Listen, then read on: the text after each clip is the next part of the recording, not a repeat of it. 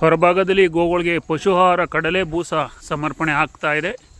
ದೂರವಾದ ಕರಾವಳಿ ಪ್ರದೇಶದಿಂದ ಈ ದಿನ ಮುಂಜಾನೆ ಅರಸೀಕೆರೆ ಜಾಜೂರಿನ ಗೋಶಾಲೆಯಲ್ಲಿ ಗೋಸೇವೆ ನೆರವೇರುತ್ತಿದ್ದು, ಪುತ್ತೂರು ತಾಲೂಕಿನ ಬಳಮಗ್ರು ಗ್ರಾಮದ ಮೀಶರೈಗಳ ಹುಟ್ಟುಹಬ್ಬದ ಅಂಗವಾಗಿ ಅವರ ಮಾತಾಪಿತರು ಅಜ್ಜಿ ತಾತನವರು ಪವಿತ್ರವಾದ ಗೋಸೇವೆಯನ್ನು ಮಾಡಿಸಿ ತಮ್ಮ ಮನೆಯ ಪುಟಾಣಿ ಕಂದನಿಗೆ ಆಶೀರ್ವಾದವನ್ನು ಪಡಿತಾ ಇದ್ದಾರೆ. ಇದರ ಅಂಗವಾಗಿ ಮುಂಜಾನೆ ಗೋಸೇವೆ ನೆರವೇರುತ್ತಿದ್ದು, ನಮ್ಮ ಸನಾತನ ಧರ್ಮದಲ್ಲಿ ಗೋಸೇವೆ ಒಂದು ಪರಮ ಪವಿತ್ರವಾದ ಕಾರ್ಯ.